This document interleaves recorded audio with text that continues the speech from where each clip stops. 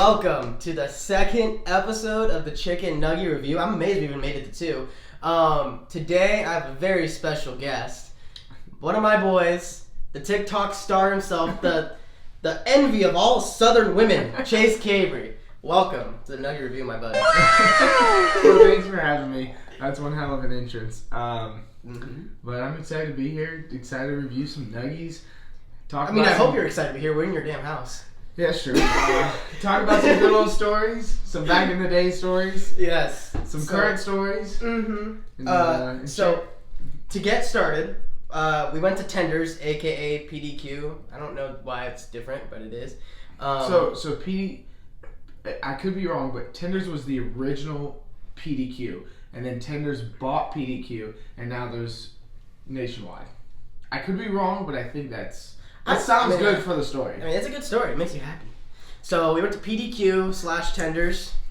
We got some Nuggies. Let's open these up real quick. Well, oh, these are bad. Bad in a good way. And we also got some other, I don't know which one this is. That's sweet barbecue. That's sweet barbecue, and then I got the buffalo dip. And one thing that helps their score, in my opinion, they make their own dip, which makes me a little happy. If you have your own signature dip, you got that. So yeah, we'll just kind of appreciate it. Yes, you gotta appreciate the audacity to go through the troubles of making them. Yes. Well, we'll just kind of jump right into it here, bud. So 2019, like you raced raced with Rev, did the K&N series for 3 years, and you didn't win until finally last year. Like, what was that like? Like crossing the line. Like, because I've raced with you. Right. Like, I know how much you wanted to win and how pissed off you got when you didn't win. Like, what was that like? How did that feel? So, like, I'm a super sore loser. Everybody knows that. I'm super competitive, but I try to keep it low-key to a sense. And then last year was kind of like a breakout deal. Like, we went from, kind of, not going to lie, was a little bit of a nobody to, damn, this kid might win a championship. And so it was pretty cool, and I'm happy that we were as good as we were, and I had Doug, and I had a lot of good people involved with me, so just to be able to talk to everybody and have that really good bond was huge. And then we went out and won a damn race, and it was like, holy cow, this is crazy. First win was Memphis, actually, and then we followed that up at New Hampshire. No, it's 2 in a row. Back to back. Yeah. And then was trying to go for a third and made a little contact. I wasn't better in second, but yeah, we had a good year. And so to win, it was like, holy cow, I can't believe. New Hampshire was a lot easier. They've always said once you win one, the second one comes easier. And that's very true. That's very, very true. I know that with late models. Dude, Memphis was the hardest race. I had to push. I started 10th, and then you got aero tight like crazy there. And so I was just trying to make my way through. Todd Gilliland raced me so hard for like 11. And then I started making my way through. That's like me and you at Dover. The battle of the lap down cars. Almost. And then we worked our way through, and then I finally got to a point where I was in third, and I got around them.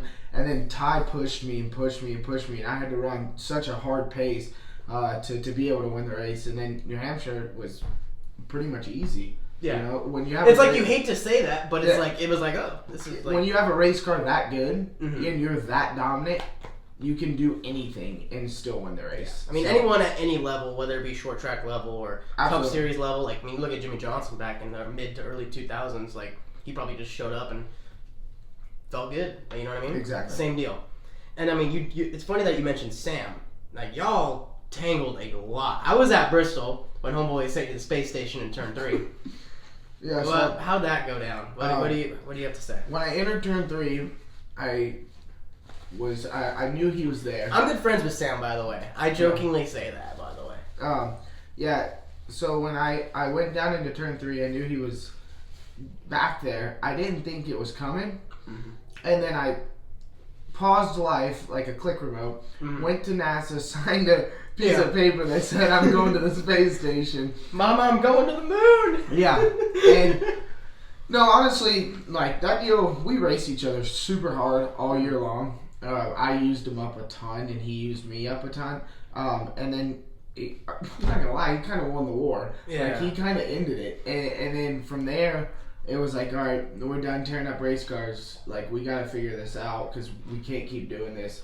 And that's good. And GMS, apologized. They clipped my car for free. Like, wow. That's good. So it was at the end of the day. And now me and Sam talk, and I go hang out with him at the racetrack. So yeah. I mean, frankly, that's what it's all about too. Like, I've been in several fights, and half the times it's with some of the people that I'm good friends with today. I mean, speaking of, like, also disagreeing, which, like I said, you and Sam had that disagreement. Now, I mean, obviously things will never be, like, totally like, oh yeah, it's like, yeah, what's up, buddy? But, like, it's the past, and y'all are able to put that behind you. Speaking of the past, gotcha. So, 2018, I ran for Rev. I was a part of the D4D, drove the 2 car. You and I hated each other. Yeah, this is a true story. Yeah, like, true story. Like, I deadass hated you. Yeah, and yeah, like mutual feelings. Yeah, no, like, we both hated each other. Now we're like best friends today. Like, I see this dude all like every other day. Yeah, but you hated me. Yeah, and that made me hate you. And then I think it was like, it took until I would say just before New Jersey where we were like, alright, we gotta like talk about it. But like, why? I want to know. I'm a likable person, man. Why don't you like me? Well, so I had a bitter taste in my mouth from day one. It didn't matter who it was. It could have been you. It could have been Nick. It could have been Ruben. Anybody. But I had a bitter taste because you took the spot from my brother. Yeah. So, like, automatically, I was like, man, screw this kid. Yeah. You know, like you went to New Smyrna and you tested before the combine. You went there and laid down the best lap. And I'm like, who the hell is this kid? Honestly, we were on the golf cart going to lunch, and I had timed everybody. And Colin was fastest. I was second. Mm-hmm. And I was like, and I knew from Colin's third year how bad it was that if he didn't go with the combine and be the absolute fastest, he wasn't going to get another shot. And of course, I wanted that for Colin. Mm-hmm. So I went to the combine and I'm timing everybody. I'm like, all right, Colin's fastest. I'm saying, and you were the last one out. Mm-hmm. That was so stressful for me because, like, I watched you guys. I watched you, Colin, Ruben. I jokingly say I was kind of a fan of Ruben, kind of growing up because I caught him running the Mexico Series, winning the championships out there. And so me going last, like having to follow y'all up, was so stressful. And it kind of accumulated really well because I just come off a bunch of late model wins and stuff like that. Like, we had a really good year in 2017 with our family program. And so I was like, yeah, let's go. Like, I was digging. And you go on, sorry. Yeah, and so, like, you ran and I'm clocking, and all of a sudden I went 19-0. Like, and me and Colin were the only one down the O's. And I'm like, oh, all right, maybe I had a fast finger. Oh, 1. Oh. Like, I looked over at Christian, I was like, shit, this kid's ripping. Like, he's digging. And I was like, I know what that means, right? Yeah. Like, I know here goes Colin's screwed. So, like, that started the bitter taste. Mm-hmm. And then from there... Which makes sense. It's family. Right. And then from there, like, I don't know, it was me, Nick, Ruben in the shop, you were there, and you were the new kid. I had known Nick, I had known Ruben. I don't know why I hated you. And then South Boston, I really hated you. Mm-hmm. Like, I didn't do it. Well, so the reason that happened, so like there was already a hatred level. Yeah, it was here, and then it went here, South Boston, and that was because Ruben gets into a wreck. Mm-hmm. You get into a wreck, and there's one backup car at the time. I remember Ruben, that. in my opinion, was at that time had more experience, had been in the program for longer. Looking back at it, like especially with the year that Ruben had, it made a little bit more sense for him. I don't remember exactly to the extent of my car. I know the rear clip was like an inch and a half off. Yeah. But to my knowledge, that was it. I don't know if they could have replaced the nose in time because I got ass packed and I hit in the front, like. Because I had, because Ruben wrecked, he got kind of the blunt of, like, my nose hitting him. And then I had my buddy Dylan Bassett coming in, bam! And sent me, I caught air in that wreck, which was kind of scary. Yeah, so, like, and then he gets the backup car. Mm-hmm. Yeah. And I'm like, yo, what the hell? Because you had already raced me super hard somewhere. I can't remember where. Langley. I booted you. I almost booted you. I got so mad because I was on the radio. No, the late model race when you ran me in the grass. I did that. Yeah. You ran me in the grass getting into 3. And so I'm like, holy crap. And then that happened. And then me and Ruben were like, screw this kid, man. He comes in here and wrecks his teammates every other race and he gets the car when we don't. Well, and it was funny because at first, Ruben thought like I just plowed into him and like had a million miles, but it ended up being like when we went back and saw the footage, it was like, oh, I had like nowhere to go. And that's what kind of sucked. Which made sense. Like I understood why there was like a little bit of animosity there, but I was like, alright. And then it just got to a point where I was like, alright, like he doesn't do anything wrong. Mm-hmm. Drop the fact that he took my brother's ride. He's run me hard once. Okay, I race people hard every lap. I was about to say. Like I'm the king of racing people as hard as it can come. Yeah. Why am I mad? And then we made up and now I remember it was just before New Jersey. Like you text me and you said, hey, we're going on the boat. Come out. And I'm like, alright. I was like, alright. I pulled up my phone. You want? And sure enough, we wakeboarded and had a good time. It was pretty much bygones.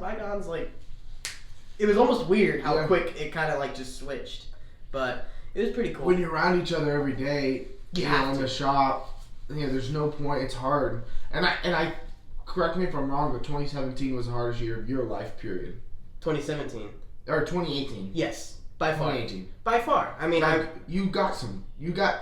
Excuse me. Yeah, it wasn't an easy year by any means. Like, I got in and, you know, there was a lot of high expectation. And this was kind of before, you know, now you guys have you guys have all the, you know, you guys have a lot of good stuff. And there's a lot of new people at the shop. And I'm not knocking anything that was going on then, but the program has elevated a lot. Absolutely. And so when I was there was a lot of expectations for me to go out and run top 3, win races, when I personally think, in my opinion, I wasn't in the capabilities of going out and winning a race in my first year. You know, and I'm not saying I was held back by anything, any equipment, but like, yeah, I mean, you know, that was a bad year for you. Like, I beat you in points. It was like, it was just, you know, Rev, you know, was kind of in a little bit of a lower state than it is today. And now, I'd agree. Now the program is so great. It's and a lot better. Yeah, I agree. And, yeah. But I think, like, it was a lot of stress. No matter what, like, stress. No matter what, like, your rookie year is hard. My rookie year, I went like 12th at New Smyrna because everybody else wrecked, to like 17th at Greenville, and then 23rd at Bristol, and I'm wanting to bang my head off tables. Like, I'm like, this is terrible. Yeah. I called my mom one time, like, because I just didn't get along with my team, and I was crying, like. Oh, yeah. I mean, I'm sure you've been there. Like, it's tough. And when you're around these guys, like, a lot of people don't understand, but I know the Rev group is in the shop from 7:30 in the morning. Oh, yeah. Like, drivers. Yeah. Like, I'm there every day. I get there at now 7:15. I was there with you. Before Rev. I was there before the team gets there now. But we're there, we were there 7:30 to 4:30. Sometimes 5 or 5:30. Sometimes, and you're around these guys every day. And if they don't like you, like... It's tough. It's hard, and if they don't have trust in you, and there's nobody for you to be friends with, like, imagine sitting in, like, everybody, like, imagine sitting in an environment that nobody likes you. Yeah, there was definitely something, but, you know, at the end of the day, it was just a tough year, and, you know, when the whole situation kind of came to a close at the end of 2018, I was, you know, there was a lot of people around me that were like, oh, screw those guys, blah, blah, blah. And, you know, kind of like you were talking about, like, the animosity when your brother lost his spot. Like, obviously there was that feeling of, man, this is kind of, oh, whatever. But at the same time, when they told me, the first thing I said was, thank you. Y'all gave me a shot. Like, nobody gets that shot in racing. And you've learned, I mean, it's so huge. So when I got the call saying I wasn't going to be able to come back, that they were shutting down that car, my first response was, thank you. and what can I do to be a better race car driver. Mm-hmm. And I feel like today that experience, not only driving on that team, but going through that knowledge and going through that experience of having to work my way back up has been only better, in my opinion. Made you a better man. I think so. Yeah. I mean, it's just part of it. Yeah. That got really serious. Hey, that's what happens. It happens when you eat nugs. Well, oh god, I just dropped some on your carpet. No, it's on your shirt. Oh, it's not on your jeans. And now it's on my jeans. And now it's on the shirt. So, we'll go to a little bit of a lighter topic. You got introduced to the world of TikTok. I did. And, I followed you, and at first it was kind of like the awkward, cringy first TikToks where they're not like, you kind of know where you're doing, don't know where you're going. And then one day you posted like a thirst trap type video, and just about every girl from, the southern state of Mississippi over here. Georgia's my big. I'm moving to Georgia. Georgia's my biggest. Dude, if I go to Georgia right now, I go to a club and I'm taking pictures and signing autographs. Like, I can't tell you how many people message me from Georgia. So, anyways, you're the envy of now every southern girl on TikTok. Why? Explain to me this. So I download TikTok. And I'm watching them and I'm laughing. I loved it. I didn't post a TikTok. I had it for probably a couple months and never posted one.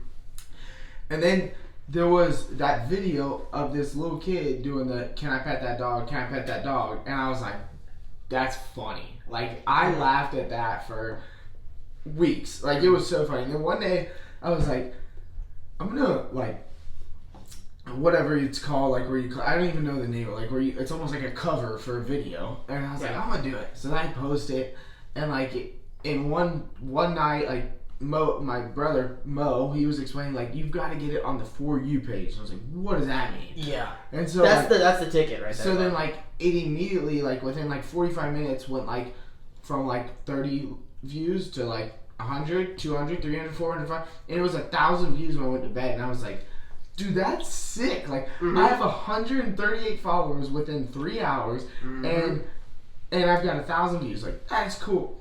And then I woke up. I was like, holy cow. And then in a matter of 3 days, I had gone from 100 followers to, it was like 2,500. And so then I posted a couple more videos, and I found like, I was kind of working around like what worked for me. I posted a funny video that failed. So like I learned immediately that my videos can't be funny. They can be a little funny, but like I really can't get too in the funny world. I've got to stay more on the thirst trap world. It just doesn't work for me. I do the funny world, and I don't know if it's not funny or what. It's funny to me. Yeah. But like, it doesn't resonate with my followers. Like, come on. And so then, I'm posting these videos and getting a couple likes, and it's getting more. And then I posted one. I had got like 23,000 or something. So my first 10,000 followers was the hardest 10,000 followers I've ever tried to get in my life. Yeah. Like, first 1,000 was hard. First 10,000 was ridiculous. It was like, oh, I got 100 more. Okay, I get 150 more. And it's like working very slow. And then I finally got 10K, and I was like, let's go. Like, 10K, and then all of a sudden, it was 20K. And then in one night, I posted this one video. The Monday night was just another night. Tuesday night was... It's at it's like over 1 million views. 1.2 million views, and I went from there. In one night, I gained 10,000 followers, and then it's just been upsell from there. So, what you're saying is you've used the art of masculinity? I don't even know what that means. I don't know. Like, I just don't know how to describe it. And I mean, it's worked. It's worked. You're at, what are you at, like 60K now on TikTok? 56. 56. You're at 56. You're almost, because of that. I was at 50 last night. I'm at 56 now. But the thing about it is, like, a lot of people see me and, they talk to me, whatever. But, like, I grew up doing video. I love video. Video's been my deal forever. I finally found a platform. And I'm also, like, I'm a bit of a goofball. Like, you get to know me more. Like, I'm pretty out there. I've seen you do stupid stuff. Yeah. And so, like, this platform has given me an opportunity to just make videos, and I enjoy it. Like, people are like, oh, you know, and a lot of people, like, just kind of support it. They're like, hey, that's pretty cool. Like, that's badass. Like, but, like, it's something that I enjoy. I actually enjoy doing it. There's a lot more thirsty women than NASCAR fans. That's what I've kind of come to the conclusion of from everything you've said. There's more thirsty women than there are NASCAR fans. Listen. It's just fun for me. Like, I enjoy. Oh, you're having a blast. I enjoy, like, I'm proud of you. Because I used to be the social media guy. Yeah. And now you're just like, alright, look at me. And my platform has gone from here to here. And, like, now my day is go work out, go do stuff at Rev till 4:30. Normally I'd come home and play iRacing or do whatever, just be bored for a couple hours. Now I get home and make TikToks, post them at 7 o'clock, the golden hour, go take a shower and go to bed. That's smart though. I mean, that's, like, honestly, if anything, that's helping you in the long run. Because now, say if for some reason TikTok, apparently it's a Chinese government scheme, so imagine if that all happens, goes away. Now that you got an extra 5,000-6,000 followers on Instagram, and I don't know if it's affected your Twitter or anything. Like, yeah, a couple. Twitter's hard, man. Twitter's very hard. I'm still struggling. I'm at like 47K. Yeah. Like 44.7K. Oh yeah, well, I'm at 47K. I'm only at 47K. Only. No, I'm only at 4.7. My Instagram was 4,400, 4,600 when I started, and I'm at 9,000 now. So that was 2 weeks ago, like 2 or 3 weeks ago. So, like, it's been cool, and I like it. I remember you talking to me about this. Like, it was me, you, and Nick. We were at Tacos for Life, and you were just so proud of yourself. I am. Dude, I am. I like it. I enjoy making these videos. Like, you were like, hell yeah, like, I can make money off this. Yeah, in the long run. Do it. Yeah. Dude, like, Salt Life commented on one of my posts because I had a Salt Life t-shirt on. Oh boy. So it was pretty cool. Like, maybe hit 'em up, bud. Maybe it's an avenue I was about to say that's smart because you can make money off TikTok. I know there's sponsored videos and stuff like that, and that's something I'm kind of working on with the Nuggie review. Like, trying to get more people to get involved with it, not just from being guests on the show, but to actually contributing from other ways of providing ad space and stuff like that. So and on top of that, a lot of people in the NASCAR world say be yourself, be authentic, be someone that that separates you. If you want to know what my personality is, go to my TikTok and watch my videos. Yeah. There's a hint of funniness, there's a hint of sarcasm every once in a while. Sweet spice and everything nice. Yeah, exactly. There we go. It's my new motto. We have shirts that say that. Oh my god, sweet spice and everything nice. Jeez. Well, we're gonna go from two worlds now. We're gonna go from TikTok to the world of totally opposite. You drove a monster truck. I did. First of all, screw you. That's my dream. Second of all, how? Why? Like, how was that experience? I want to know that. Like, not everybody gets to drive a monster truck. No, so I got to do it for a whole summer. So I went up to Tom Mintz's house. Uncle Tom. I went up to Uncle Tom's house I was up there a total of 5 weeks. And there was a time when I was up there and we were racing in Gateway the next day. And so, like, I finished on Thursday and we were practicing Friday morning. So I was going to rent a car. And Tom's like, hey, man, don't worry about renting a car. Take my, 1990 Buick. You got 13-time Monster Jam World Finals champion. Being like, here's my Lincoln. What was it, a Lincoln? A Buick? It was a Buick. Here's my Buick. So I'm ripping the Buick down the road. And I'm like, alright, time to listen to some music. Crank it up. If it wasn't the most Tom Metz radio station I've ever heard in my life. Was it like rock? Oh, full rock.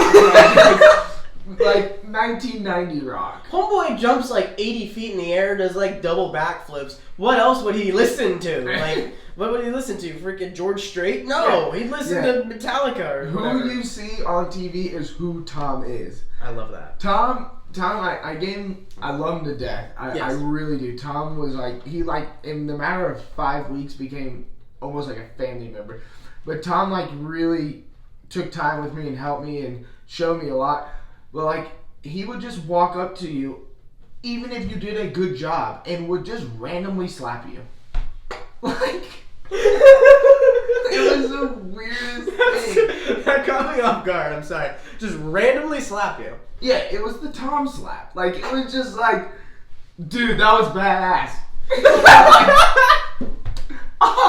Just slap you in the face, like right across the face. Just that is amazing. Oh my god. Tom's awesome. I remember being like 7, 8 years old and having him pick me up by my shirt. And here you are getting bitch slapped by like, what the heck? True statement. That is amazing. But it's cool. No, Monster trucks, dude. Coolest. How are you listening to drive? Like, I know you come from dirt, you did K&N, you've driven a lot of race cars. This ain't a race car. It's a monster truck. No, they're different. Like, yeah. I really thought I was going to go there and just flat dominate over the because there was a lot of us there. Mm-hmm.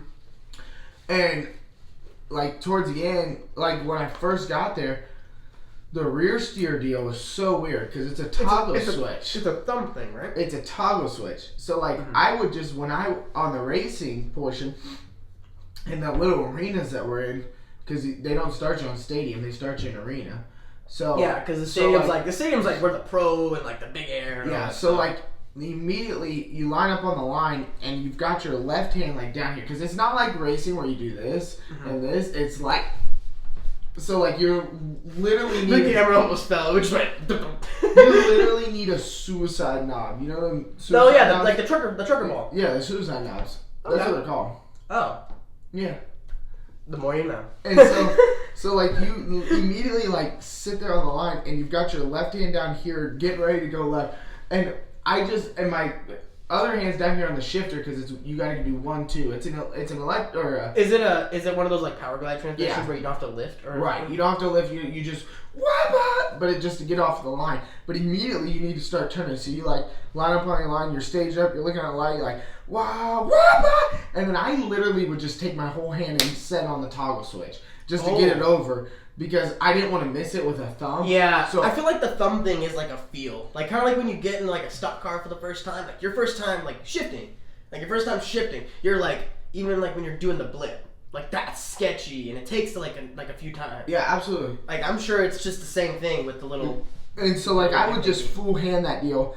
And what's weird about it is when you let off of it, it doesn't go from here to here. It goes like so. Oh. So like you have to get off. You have to learn how to get off like a second earlier than what you need to. So like you start turning it. It's because it's electronic. Yeah. So it goes. So like if you stay on it, it goes like what? So I feel like you're gonna clip that. Yeah. And like you're gonna have nonstop. Yeah, it's gonna be a gift. Yeah. So. You get like when you get turned in the center, and you think like, okay, like I'm gonna straighten everything out and get going. It's still turned. And you're like, oh shit, here we now we're spinning out. So then you had to just learn. Once I got a feel for it, it was. How many times did you spin out? Oh, dude, how many times did I flip? I was gonna ask that after. How many times did you flip?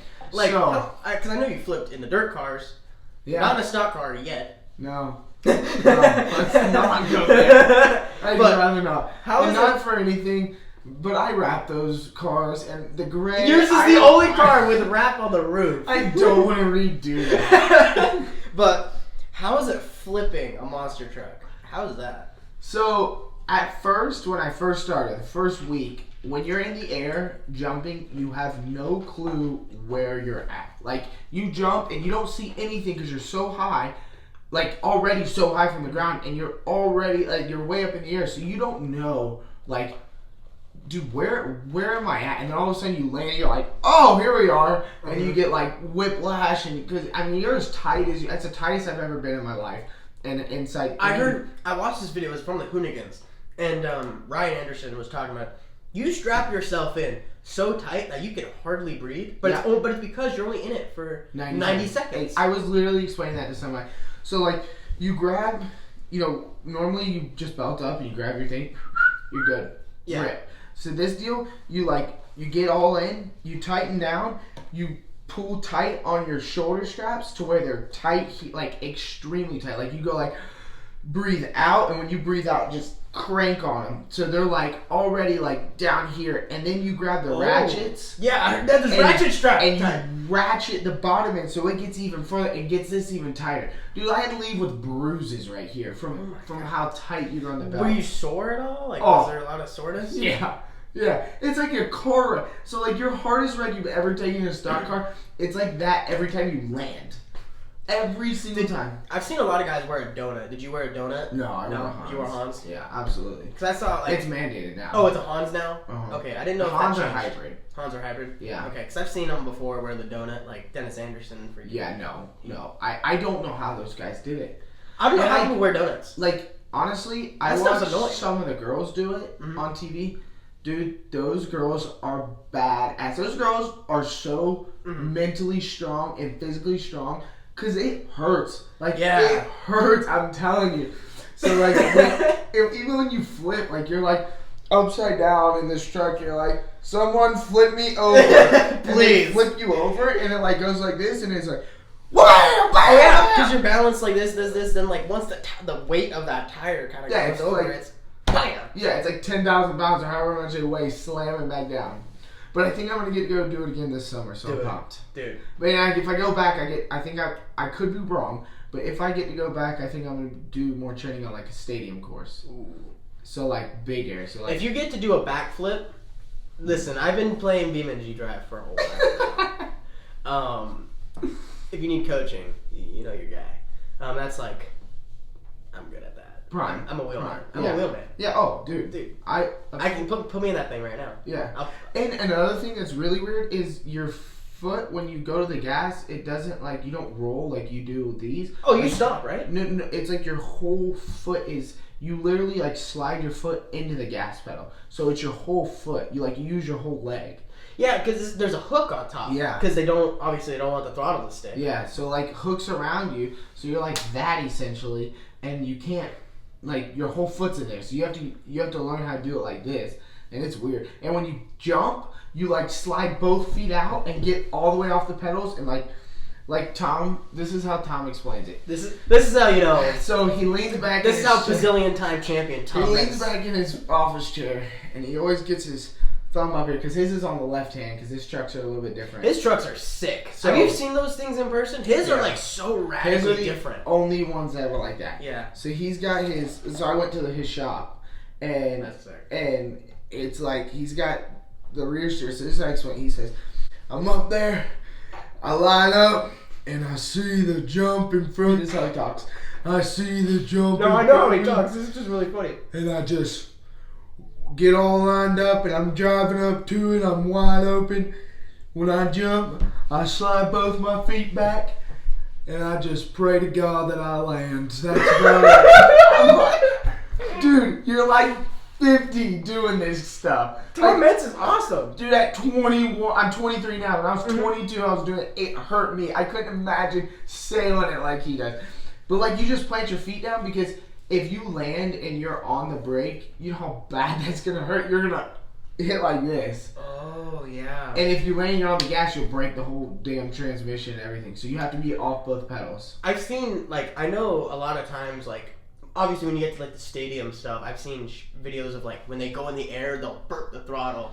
The Tom's talking about that at all? A lot of times when they go big, you'll hear that right before they land, they slide their feet off, but they'll jump, and a lot of times you hear a wop wop wop, the wop wop wop wop wop wop wop, and then they land, and the whole time they're wop wop wop wop wop wop.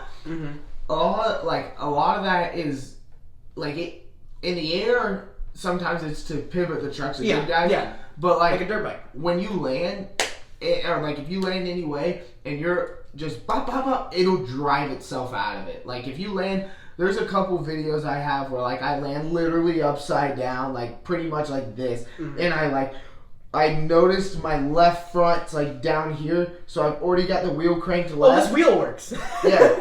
So like I've got the wheel cranked left to like this, and I just bop bop bop, and it just and straightens back out. Like it's sick. Like insert video here. Yeah, you gotta send me that video and I'll put it on there. I don't know if you can even release test video, but I'll have to like look up an example or something. Yeah. But that, God, because like I said, that was like one of the things I loved growing up. Yeah. Like that's what's. And it's still not out of like reach. Like I would still love to do that, like as a job, if this side didn't work out. That's the thing. Oh, like that's another thing that I've been taught. Always have like backup A, B, and C. Obviously, primary goal, and that's all I devote my time to is racing. But like I already have several things that I'm trying to work on. Obviously, the YouTube stuff is just a side thing that I want to do. TikTok. I'm having fun. You can't have a career on TikTok. I shouldn't say that. That's probably gonna be a thing now. Dude, look at Charlie. Oh my God! Don't talk about Dude, Charlie. she's so famous. You know how many followers she has? So I saw this thing. They have like this house, the hype house. The hype house. I like how you just know that. I hate that you know these social terms. Yeah. I'm supposed to be the young social guy. No, I'm on it now. I'm on it. You guys act like I'm so old. I mean, Like some of my comments on my videos are like too old for me. what? You're 22, 23? I mean, then again, please, if you're 10, don't be in my game. Holy cow. Yeah, that's a big no. No, but I can see like now we're just kind of rounding back up to TikTok, but it's so funny to me. Have you had like other creators reach out to you, like other TikTok creators yet? A couple. Yeah. I had his name's Claw Boss. Yeah. Look him up. He's pretty cool. He's got some funny videos. He even followed me on Instagram. I followed him back. He's a really nice guy. He's actually really big into NASCAR. So I'm gonna when I do a race, I'm definitely gonna make sure I invite him out. Yeah. I'm running Phoenix. I don't know when this will get posted, but it'll be posted like probably. I think today's the 3rd, so Tuesday the 3rd. It'll probably be posted Friday. Okay, so racing Phoenix today. Yeah, tune in. Tune in to Fox Sports 1 at 7 o'clock. Yeah. Oh, is it? Oh, it's FS1. Oh, it's big time. Oh, live.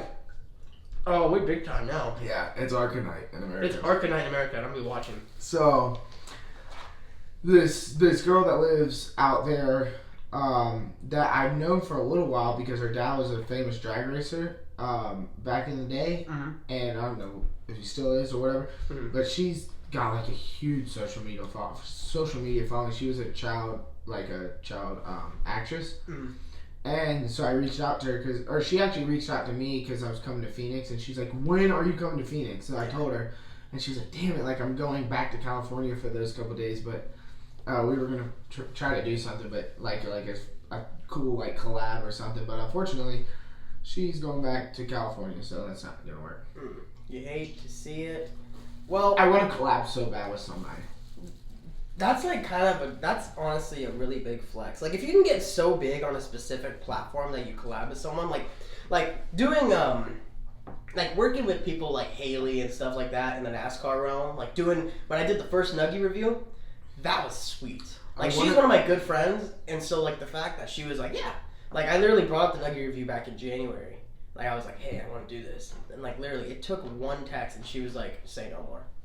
Say less. She literally said, say less. And I was like, sweet. And now it's kind of transformed into what it is now. And, you know, hopefully I could just keep working with different racers. Like, I want to try to get more cup drivers on here. Get them I want to have the most followers, like, of the drivers. I'm 3rd right now. Who's first? Who's Anthony. Oh, yeah, Alfredo. He's 70 something. Yeah, he did that. I remember he posted his Texas crash, and that got like a bagillion views. No, the pit stop. Oh yeah, the pit stop. It's like 3 million or something. Yeah, pit stops are very popular on TikTok. Yeah. Like I'll just be going to my For You, and I'll be like, oh, here's a pit stop. that's Rocco. That's Rocco. Yeah. And then Haley's 2nd. Oh yeah. Oh, she'll be climbing though. She'll be climbing. We're climbing too. Listen, It's a rock wall. Yeah. I don't know where I'm at. I know I'm not last by any means, but because I had like a really big growth. Like I was gaining like 1,000 every other day, and now I'm kind of like teeter-tottering at 6 now. But I'm like, yeah, that's awesome. And now it's like, wow, I need to get another video on the For You page. Like here, stat. Well, listen. This actually went a lot easier than I thought, a lot quicker than I thought. Do you have any like insane stories you kind of want to bring up? Like this, like we have plenty of time, all the time in the world. Honestly. Oh, let's flex right here. Let's flex on these. Look at this poppy. Look at that poppy. Look at that. Look at the colors on that baby. Here, put it up. Put it closer. Oh yeah. Look at this. Okay, it's a little dirty, right? But yeah, why'd you mess it up, James? Listen, I painted this deal myself.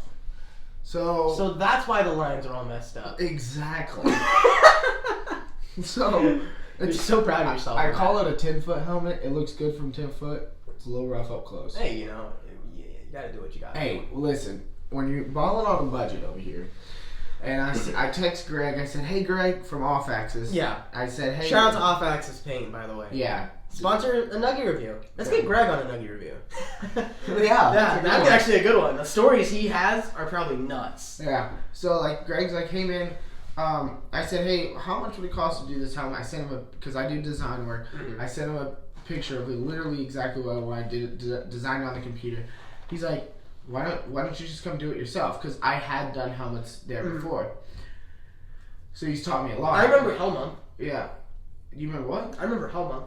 When you had to wrap the RV. Oh, dude, let's not even get into that. That's like you looked like you just came out of like intensive care. Okay, so my buddy Michael Fisher, he had a graphic company. Mm-hmm. He used to live here.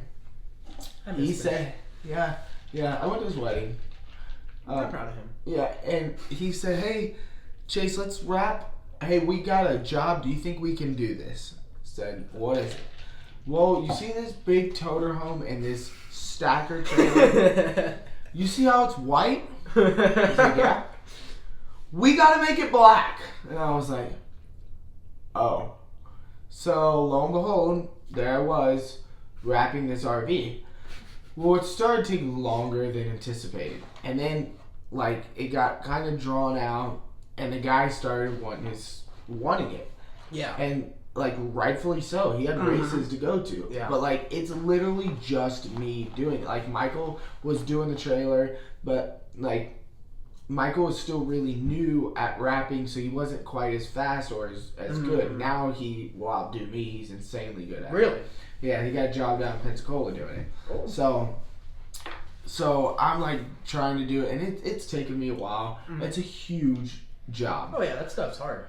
And rapping in itself is hard. Rapping an entire like toter home is, I can only imagine. And like, yeah, that like the panels are flat, but then like you look at the nose, and those aren't too bad. But then you gotta think of everything, like even down to the awning posts that come down the sides, like how they go out and in and out.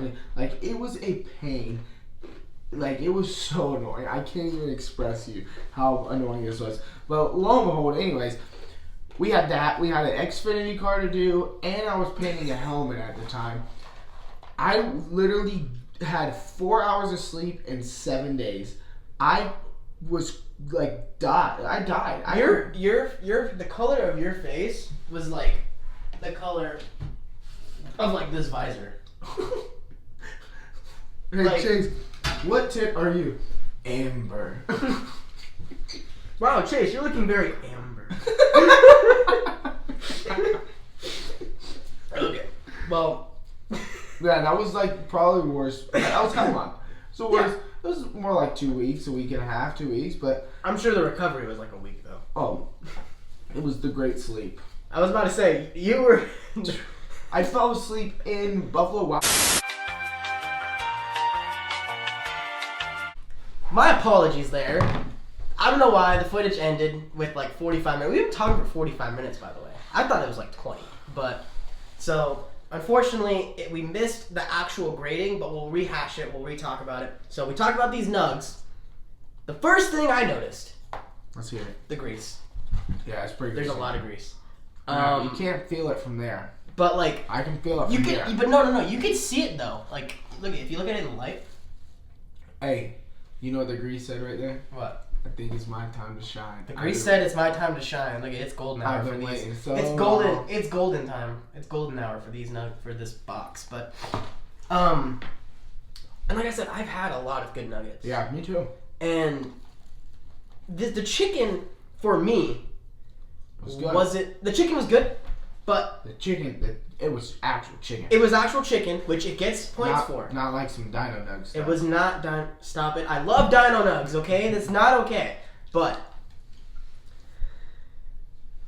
it was very flavorless. The chicken itself. The chicken itself. Now, I will say this. The breading is really good, and the breading didn't overpower it, which made me happy. Well, there's nothing to overpower. Yeah, exactly. Yes. This is how we grade nuggies. The fries were good, in my opinion. Fries were solid. Hey, They're cold now, but they're pretty good. PDQ has got the best apple slices on the planet. See, I've never had them. Oh, are they really sweet? Oh, they're just good. Like, they're just so fresh, and they're so cold. If I could go get their apple slices, but I think it'd be awkward, like, going through the drive-thru, like, what do you want from PDQ? Apple slices. What? Can I have an apple? One apple. One apple, please. So, for me, the nugs were good. Let's not get that out of them. I cannot stress that enough. These nugs were good. They were good nugs. They were solid nugs. For me, they're only good enough for a 6.4. I would say they were a 6.4 only because the chicken itself didn't impress me. Yeah, no, like the breading. Like I said, the breading wasn't overbearing. It wasn't spicy. It wasn't like too flaky. It wasn't too moist. It was good. However, very oily, and the chicken was a little tasteless. I agree. We got a little grease. On my fingers. Look, like our hands, you could see it in the light. It's shiny. I'm feeling it. Listen, I'm kind of a healthy guy, so You gotta stay in shape for them TikToks. Oh, I haven't had fried foods in a long time, so it was probably pretty good. It ranks higher for you, probably. Yeah. It's probably higher than a 6.4 for you then. Yeah, the sauce. The sauce was great, and I cannot stress that enough. With the nuggie with the sauce, easily a 7.6. Ooh. Easily a 7.6. 7.6. 7.8. Oh, okay. It's a little bit of rookie score, but I'll give it to you. 7.8 with the nugget. What's the nuggie itself? Like I said, I gave it a 6.4. It's 6.5, 6.6. It was good. The breading on it's kind of like a Popeyes nugget. Like, it's got that flaky. Those who've been to Popeyes know. Yeah. For me, I just feel like a nuggie itself isn't the tender, crispy chicken breading. It's breading. It's what you put on a nugget. That didn't feel like I was eating a nugget. That felt like I was eating a chopped up chicken tender. Ironically, we were eating at Tenders. It's true. So you can't hate on them. You can't hate on them. I'm not hating on them. I just think it was a 6.4. Yeah, I know. I agree. I'd say it wasn't the greatest. Wasn't the worst. Exactly. It was good. It was good. I would go back and eat these. The grease, No doubt. the grease lowered it for me. Yes. That I feel like if it wasn't so greasy, it would have easily been in the 7s for me. Absolutely. Nuggies, obviously nuggies are not healthy, but they can be not. They can. A good nuggie doesn't make you regret instantly. Yes. Chick-fil-A. You don't regret those because they're healthy. Too healthy. No, there's nothing wrong with a Chick-fil-A chicken nugget. One day we'll review them, and maybe my voice will change. But until then, Chase, thank you for doing the nugget review. I know this is something totally different for you. I hope you enjoyed your time. I did. It was cool. We got to share some stories. Talk about some fun. Talk about fun stuff. Talked about some TikToks. TikToks, monster trucks. How we hate each other. How we hate each other. Love you. Anyways, thank you guys for watching. Tenders/PDQ. I gave it a 6.4. He gave it a 6.5, 6.6. Recommend it. Definitely go have them. Definitely go check them out. Until next time, thank you guys for watching. Please subscribe, like, follow Chase on his socials, and follow me on my socials. And I will see you guys in the next one. Oh, give me the beat, boys, and free my soul. I wanna get lost in your rock and roll.